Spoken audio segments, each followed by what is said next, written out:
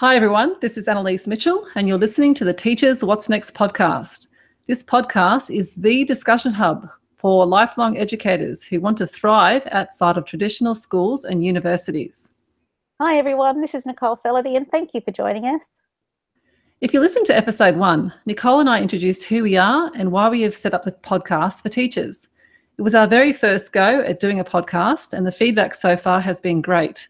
The feedback was, of course, mostly from friends and family, including some who are fellow teachers. They've encouraged us to keep going and really get into the issues that we as educators really need to be talking about. Yes, Annalise, the feedback's been really encouraging, and as educators, we know that feedback's important. It's through feedback that we learn and grow, so we really need anyone listening to let us know what you think and how you'd like us to improve.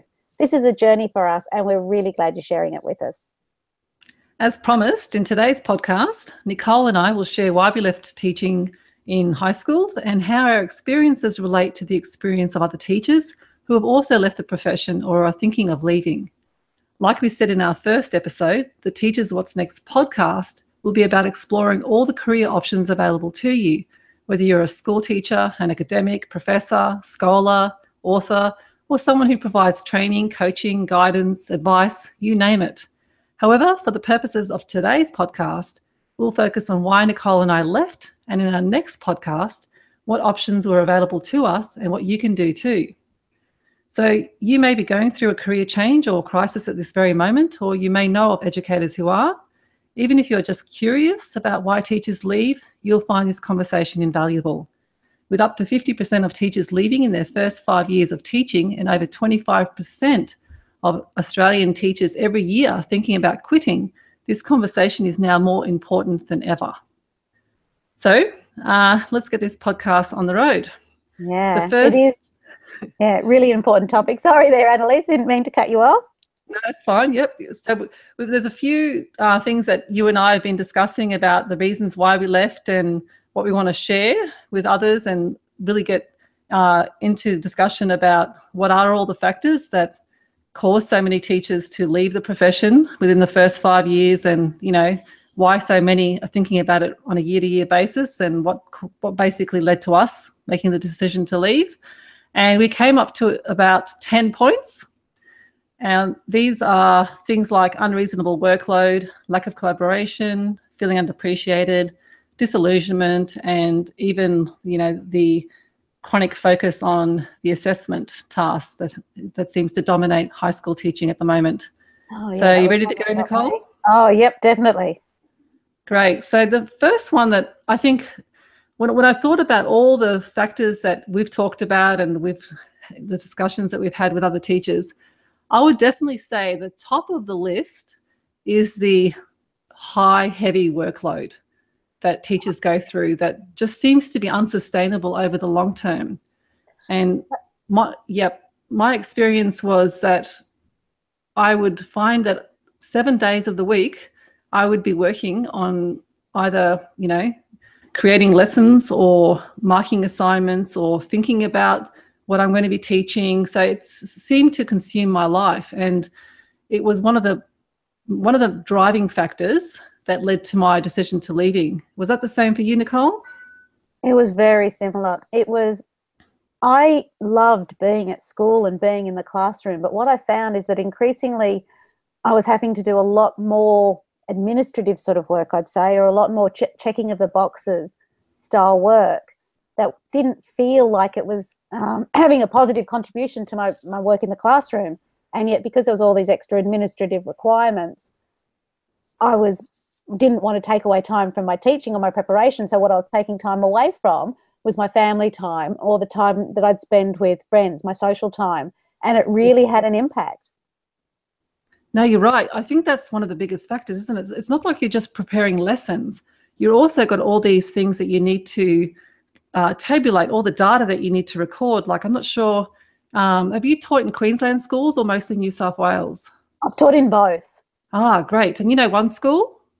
That's yes. A major platform that the public schools use, and it's become to the point where a lot of your, it's not only student marks that you need to record, it's, student behaviour, it's even lesson plans and unit plans that are being recorded on there now. And so it becomes such a time-consuming enterprise to be able to record everything and ensure that you're even using that data in your teaching. And I think that adding all those things to already very crowded workload became very overwhelming for a lot of teachers. And I could see some teachers, even, the ones that are close to retirement, they would whisper, whenever there was discussion about all the things that would be increased or, added to our workload, they'll be saying, oh, thank goodness I'm close to retirement. Yeah. Did you ever hear that? Yeah, I think the interesting thing with all those extra administrative requirements, particularly when things are being uploaded onto computers, that people who create these programs are not quite aware of how a teacher does things. So we've always written programs, we've always written lesson plans, we've always done all these sorts of things, but being able to quickly fill it out on our book in paper form, rather than having to wait for a computer to click through 3 or 4 different pages. And so it's the systems themselves that often created extra time, so that a job that used to take us 5 minutes, because it's online and it then has to be uploaded, you've got to wait for pages and you've got to be on the computer, it goes to a 20-minute exercise. And so it's not even the actual reporting half the time that teachers complain about. It's the processes that we've got to use to do the reporting that just don't work. Yeah, that's hitting it on the nail, hitting the nail on the head.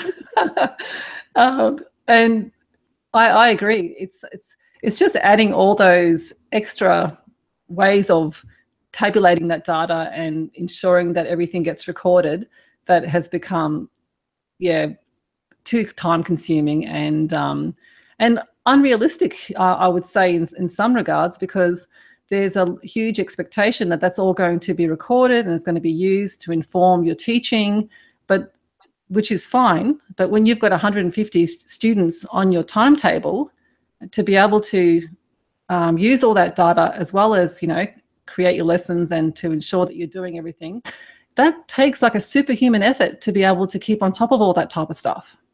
Oh, definitely. I think too, when you look at unrealistic expectations, there is only 24 hours in a day, and there is only a certain amount of hours that you've got in front of the students, or that you are able to make to do certain things. So if the students are only at school between 8:30 and 3:30, you've only got that time period in which to see them, in which to do the face-to-face work, in which to meet some of those expectations. And sometimes what you're expected to do just does not fit into the hours that you are physically face-to-face in front of students.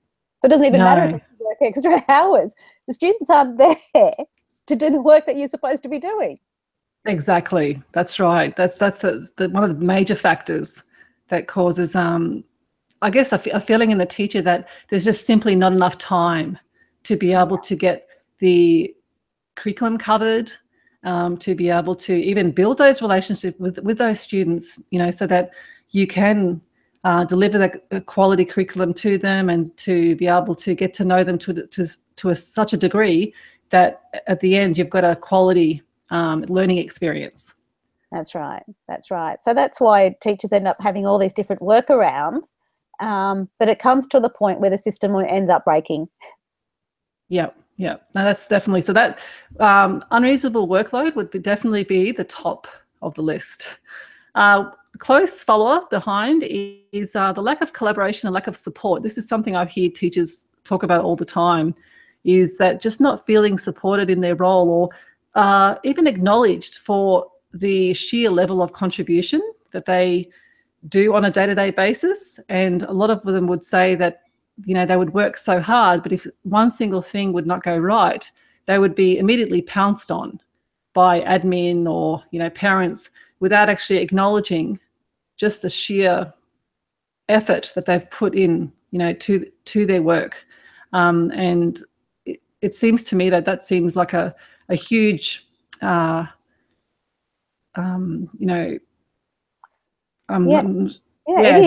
is. It becomes like a burden in some way. And I think I was a bit luckier than you. And when we've spoken, or not, it's a terrible way to express it, isn't it? I think I was lucky that I worked in a very, very collaborative teaching environment.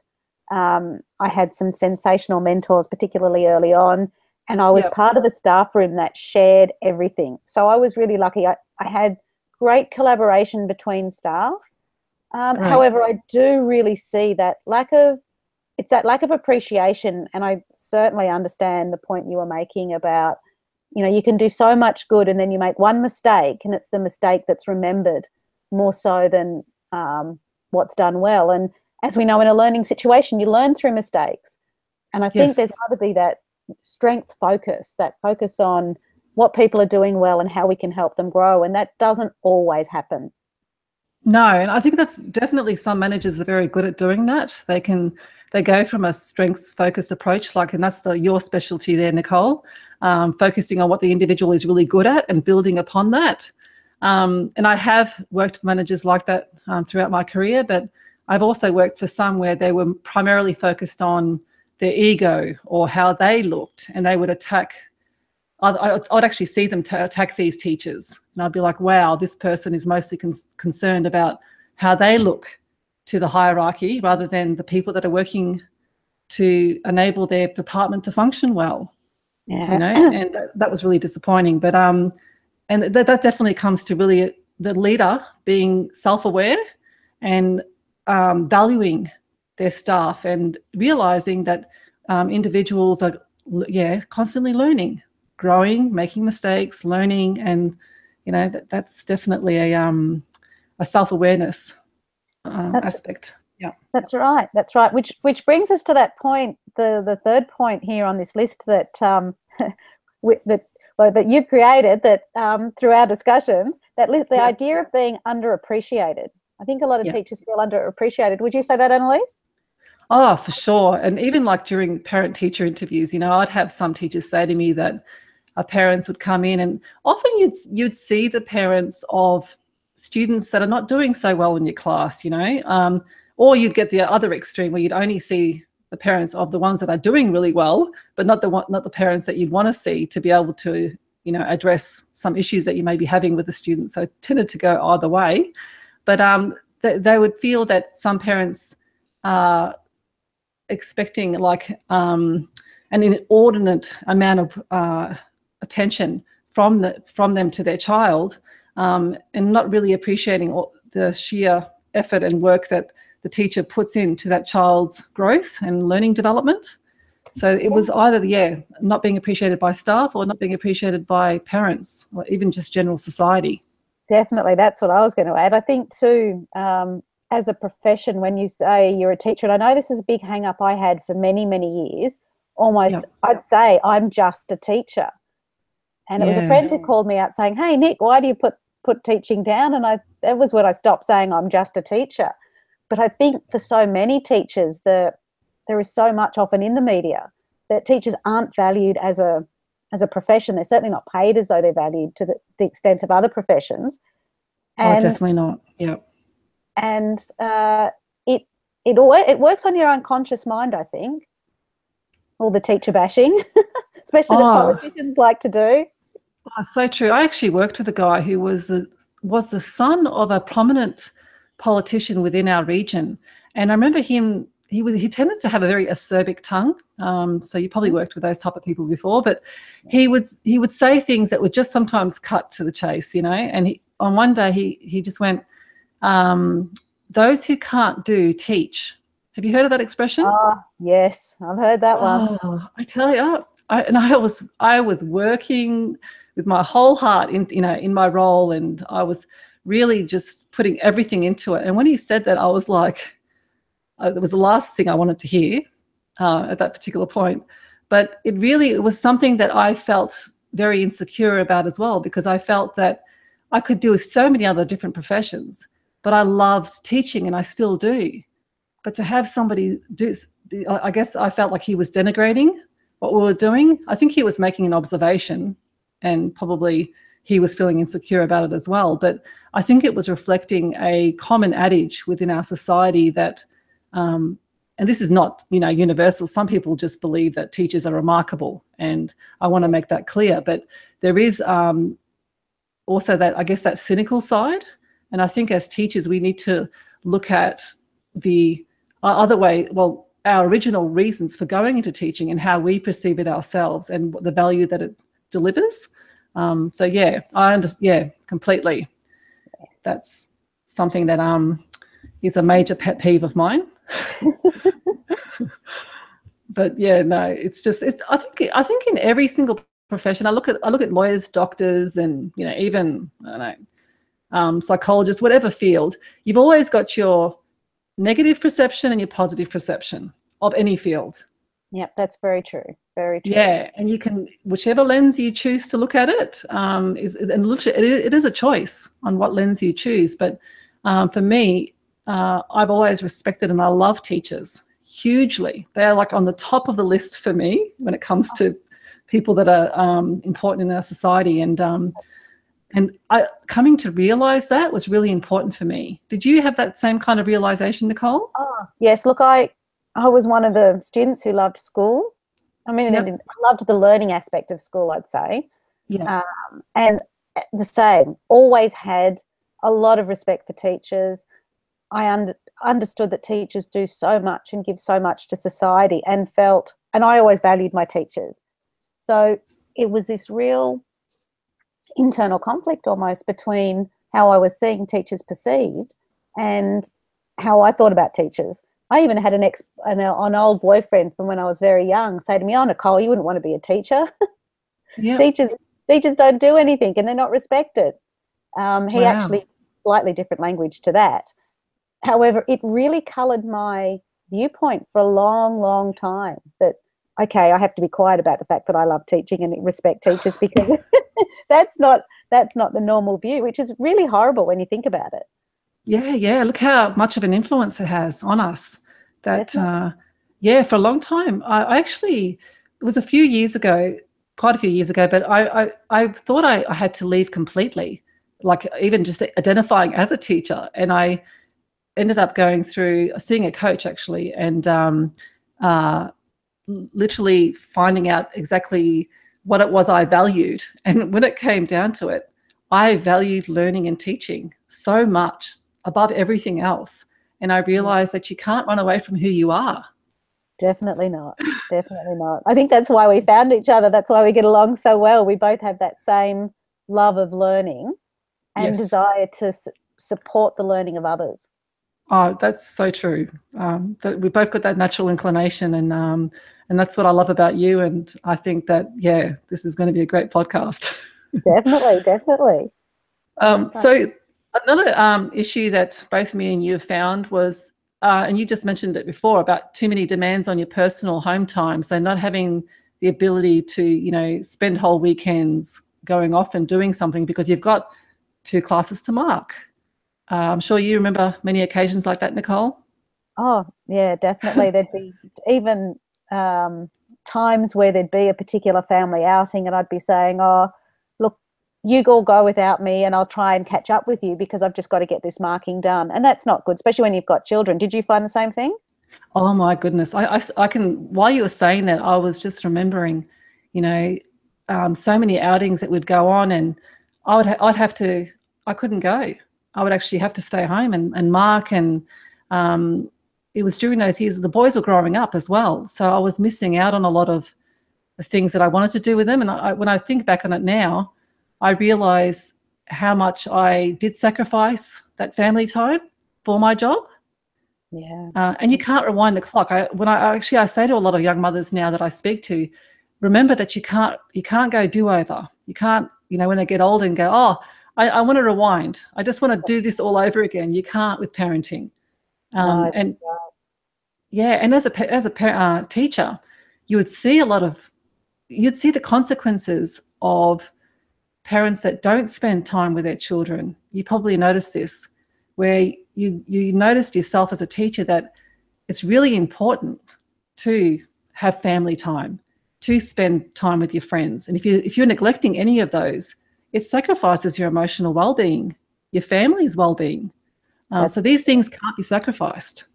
That's right. It's funny, I was having a conversation with another teacher just the other day, and we were talking about how, as a teacher, you give so much of your patience and, or really, you know what, it's just patience. You give so much of your patience and attention to the class because you know you've got to be there for the students.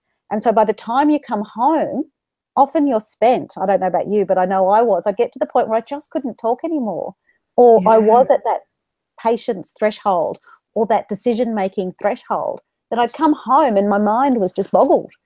And it's unfair on your own children. Totally. I would be so quiet. And I'm not a quiet person by nature because I'm very extroverted, but I wouldn't be saying a word because my brain would be that fried that I'd be like a zombie walking around the house or laying on the couch, or I'd often exercise. So exercise has always been something that I think enabled me to survive. And I think you're the same, Nicole. Oh, yes, that's for sure. Yeah, we're both into our fitness. And I think, if anyone that's listening to this, if you're going through a very stressful time in your teaching practice or whatever role you're currently doing, exercise is something that you can't not do because it'll enable you to be able to handle all those demands much more than what it would be like if you weren't exercising. To me, it's like a nature's way of giving you, drugs that other people take to make them feel good. That's right. That's right. I know when I realized that if I came home and as soon as I got home, put on a pair of shorts and a t-shirt, went for a walk, I was then much more able to come in and function, I'll say normally, as part of the family unit. But if I didn't have my walk, it was often not pretty. Yeah, no, I totally agree. That's something that I just remembered that actually, how pivotal that was to being able to handle such big demands. And about changing those demands, like when I would speak to teachers about, lessening the workload, I think there's a long way to go to, creating a culture where there's more collaboration, even with other subject areas, so that all the marking doesn't come in at once, or that teachers can have better work-life balance. So I think there's a long way to go down that road. Yeah, I have heard of a few initiatives and different that different schools were running in terms of marking and more students or peer-to-peer marking even. And I think there's a lot of innovation that can happen in that area. Great. Oh, definitely. I know that there's AI that they're looking at, that the Google's artificial intelligence will get to such a point, and they don't reckon this is too far away, where even essays will be able to be graded, and it'd be even more objective, would you believe? This is what they're claiming, than the teachers. So you'd still look over your student's assessment, but it would give you like a rough grade, and that be in comparison to every other teacher marking. And I don't know how it's going to work, but they think that that's a possibility on the horizon as well. So who knows? That's right. And the potential for really being able to sort of work in a sort of almost tutor coaching sort of role with your students if you didn't have to actually physically mark, so to speak. Oh, definitely. Yeah. I think that'll free up teachers a lot more to be able to really build those relationships and get deeply into the subject area and discussion and those kind of things. So yeah, for sure. Yeah. One of the things that is a little bit difficult to talk about is the idea of toxic staff rooms. I was watching an ABC documentary, and it was a 3-part series. I don't know if you may have heard about it, Nicole, where I think it was at New South Wales school, where they went into the schools and they interviewed teachers that were working either in public and private. And it was called The Staff Room on ABC. Yep. And this is a topic that came up in the documentary about what teachers found really difficult to deal with was if they worked in a toxic staff room where teachers didn't get along, or there was animosity, between each other. And I did experience that. I worked in one staff room where literally there was teachers that were enemies with each other. They were not going to talk with each other. And the hard thing for me was I liked both sides. Like I got along with both sides. So it was difficult because if I was talking to one side, the other side would perceive me as conversing with the enemy. And it was just really sad because these are really good people. And in the end, I realized that they were just very stressed from their work and they weren't communicating with each other. And if they did, they would have seen that they pretty much had the similar issues, but they kind of something had happened early on in their experience of working together, and they just wouldn't let that go.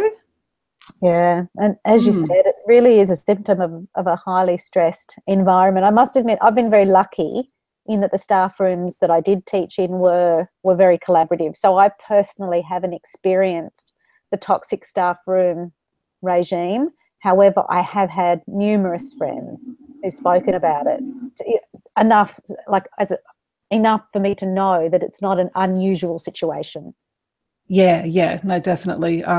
Luckily, after that, I'd experienced some really good staff rooms, so it showed me that these staff rooms can function really well, and it also demonstrated me the importance of a really good leader, because I think that if the manager or head of department is somebody that is not wanting to create a really good culture within their staff room, then everything will just deteriorate.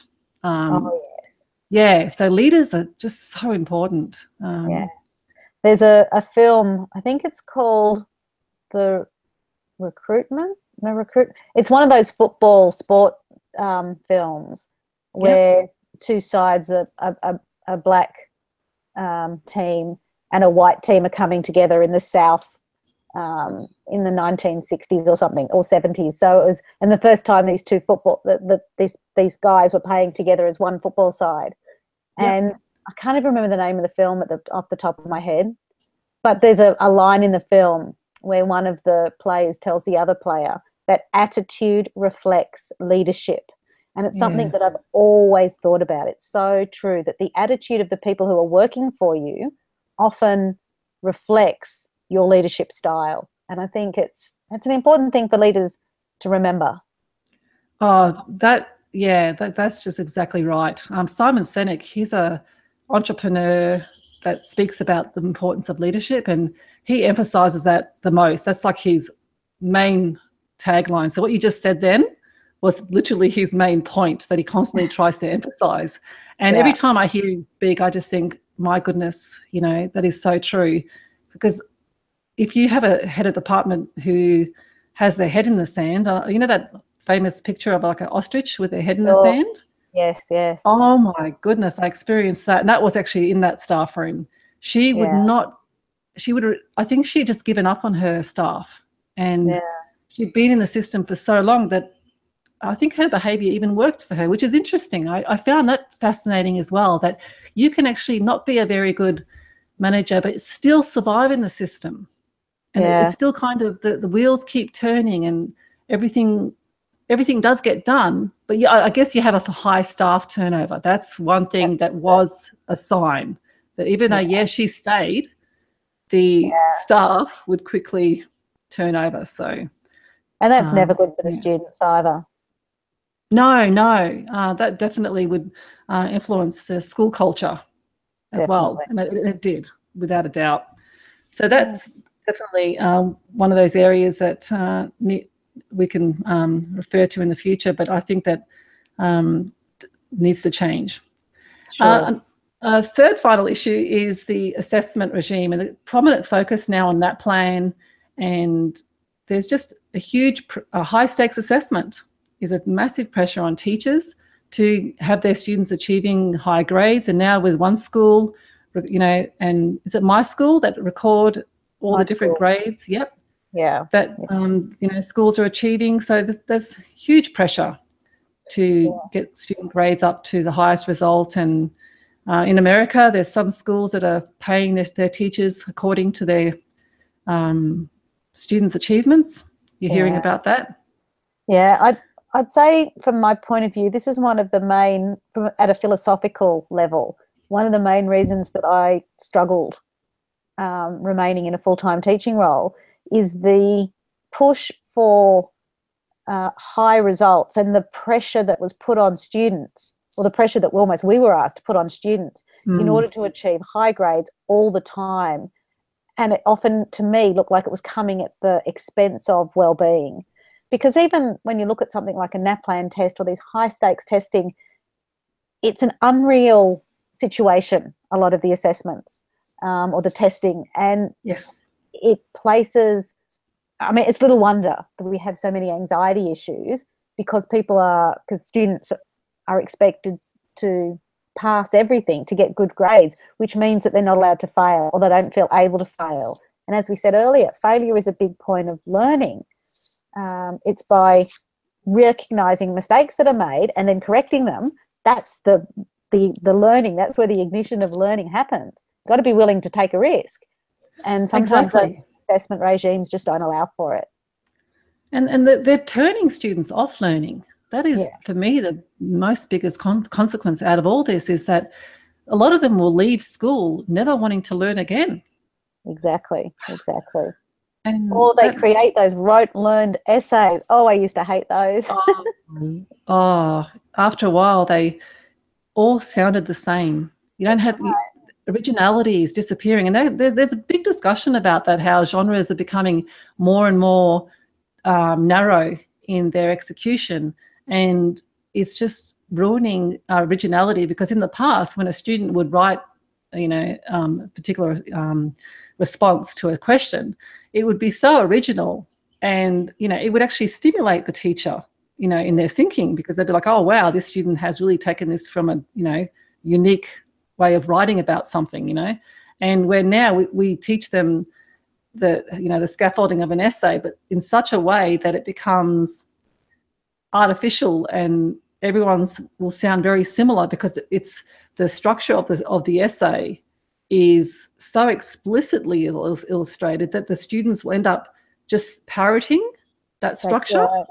That's right. Of course, the interesting thing about when you give a structure, the idea of giving a basic structure is so that a student doesn't have to think about organisation to the same extent, so that they can then think up original ideas and play with the content. But unfortunately, the formulaic response has gone into the content as well. Yes. So that's a huge challenge, is creating original writing in a structure in a system. And I'm finding this in the schools that I've experienced in the last few years, that the curriculum is becoming so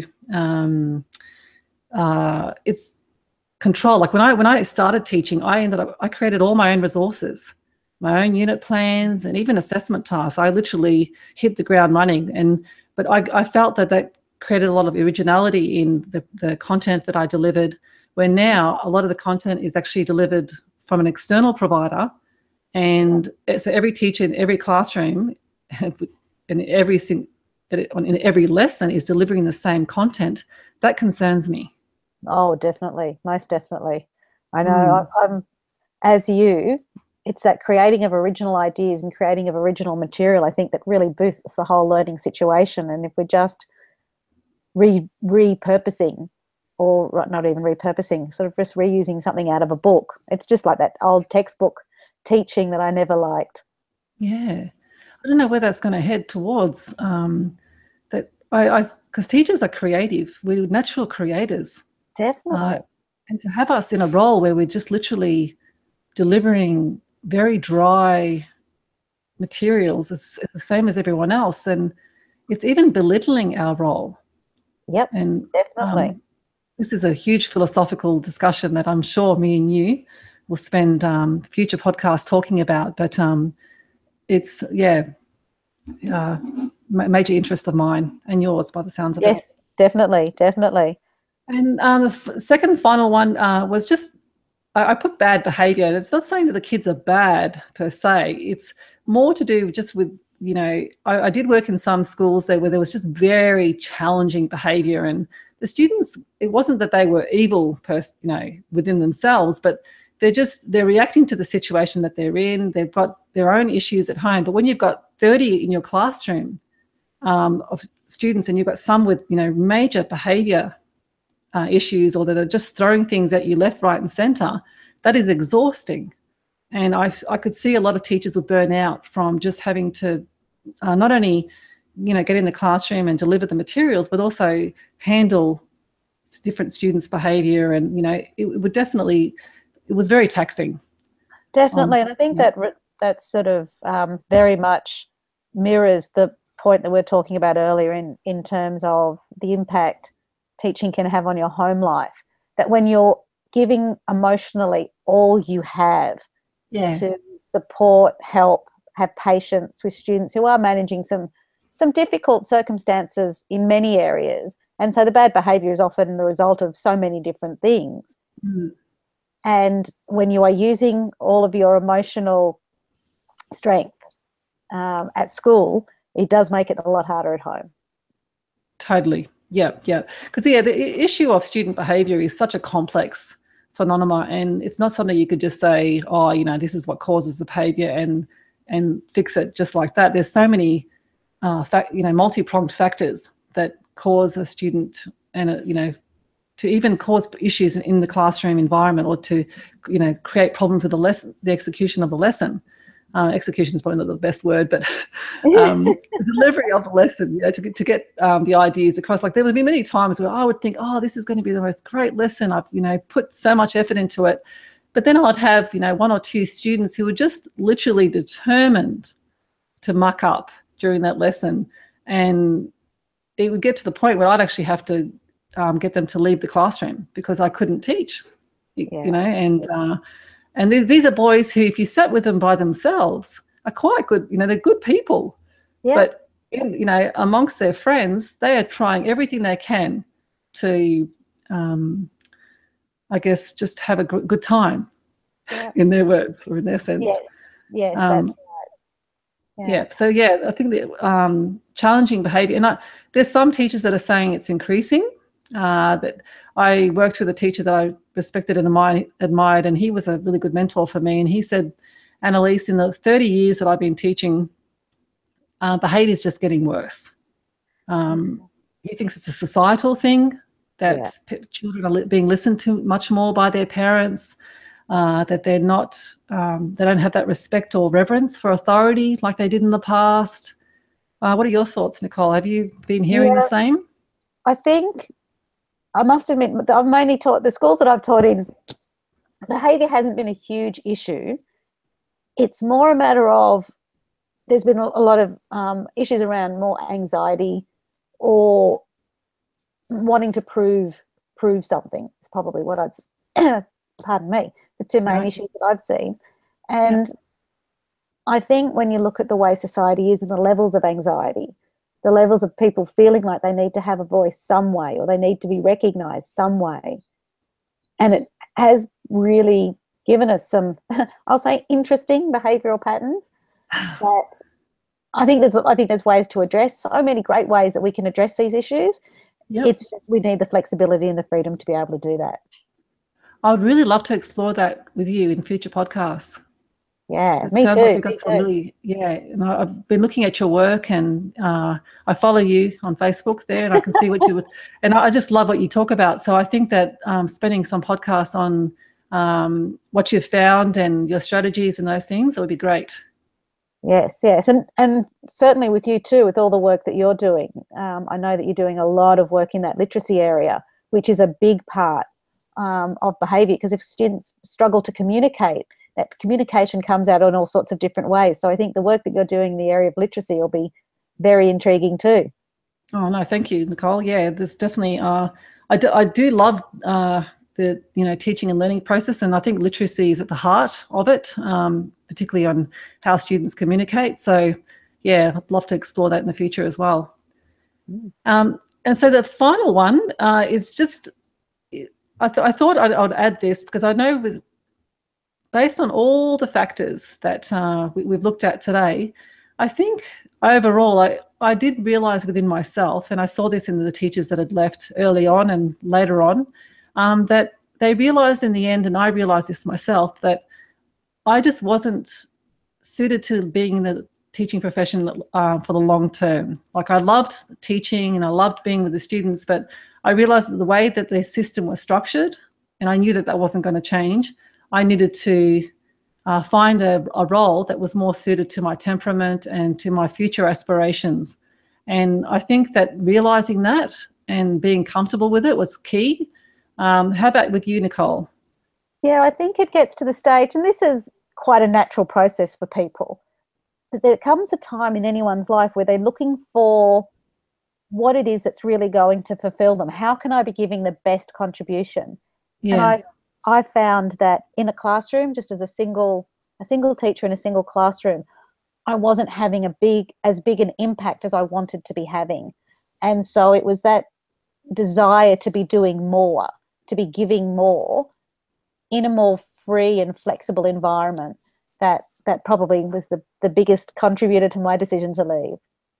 That's so true, because like even though you are teaching, 30 students, you don't really get, as a high school teacher, you don't really get much of a chance to build, strong relationships with the students, or to really get, into the subject matter with them, because it's so rushed. Like I felt that there is so much of a focus on assessment and, all the administrative tasks, that the level and depth of learning that you, as an educator, that you want to get into and that you feel is the reason why you went into the role, is just not being developed, or that you don't actually have the opportunity to engage in. Is that how you felt? Oh, look, definitely. I think, and Annalise, even the fact that that you've created this podcast, and I will say you, because I know that we're working on it together, but really it's been your brainchild. And the fact that that we have wanted to have a voice, to be able to have a bigger impact on education in Australia, probably, dare I say even the world, shows it's this idea of wanting to do more, of feeling as though there is a bigger contribution to be made. Yes. Yeah. And this is like our way of teaching still. Like I feel that it's such a natural part of us, and it's so innate, that through this podcast, it'd be another way of, sharing our ideas and improving a system that we just so believe in. And it's not the system just like I'm not talking about just the traditional education system, but just the whole idea of education, of learning, of teaching, that me and you both, embody in our day-to-day life, that we're able to do with this podcast. So that's something that I look forward to growing with you, Nicole. Definitely. We're here to give solutions. Yes. Yeah. Oh, but both of us are so solution orientated. You can just see that in the things that we write about, and in our conversations. And that's the thing that I really want to emphasize to people as well before we finish up, is finding your like-minded people that, think like you, that want to see similar things happen in the world like yourself. And there's a guy that I listen to, he's Professor Jordan Peterson. He's a Canadian professor, but he emphasizes the importance of finding a tribe, finding those people that have similar ideas and interests, because if you don't, you are literally sailing alone, and you won't actually make the changes, or you won't make any improvements in the world, and you certainly won't even improve yourself, because you need those others to grow with. So this podcast is a way of finding our tribe. Yes, definitely. So if you're out there listening, please come on, make some comments, because the more we as educators, the more we as teachers, the more we as people who love learning connect and build a tribe, as Annalise is saying, that's how we'll make a difference. Yeah, exactly. That's right. So join our tribe. Exactly. So in our next podcast, we'll share how we left teaching and the steps we took to enter other fields or ways of being educators. We'll also look at what types of jobs or careers teachers can move into once they decide. Sorry, my screen has just gone blank. The joys of a live podcast. Yes. Oh, that was so cool. Once they decide, so we'll also look at what types of jobs or careers teachers can move into once they decide what they want to move on from the class, when they want to move on. We'll also look at what types of jobs or careers teachers can move into once they decide that they want to move on from the classroom or any type of teaching role. We'll look at all the types of roles we tried or tested, and what other roles educators can do, but also what roles exist in the future. So I'm very future curious about how teaching and learning is going to change and what it's going to look like. Oh, definitely. I mean, that is the part. We really are future focused. And as we said earlier, we're solution focused. As teachers, we know that we've got, that you've got as a listener, an amazing set of tools and experiences, that you've got a lot to offer, and that there's opportunities outside of the school gates. key's understanding yourself and your needs and your contributions. Great. So thank you for listening and finding the Teachers What's Next podcast. Of course, if you know a friend or a colleague who you think will benefit, please share this podcast with them. Yep, and leave a review on iTunes, because it's your review that's going to help other teachers find us. And you can contact me via my website at lifechanginglearning.com.au. How can they contact you, Nicole? You can reach me on my website, which is isthismystory.com. Great. So you can also leave feedback and any suggestions for what you would like us to talk about or to consider including in the show on the Teachers What's Next website. There will be a link included within the notes section of this podcast, whether you're using iTunes, Stitcher, or SoundCloud. Thank you again and take care.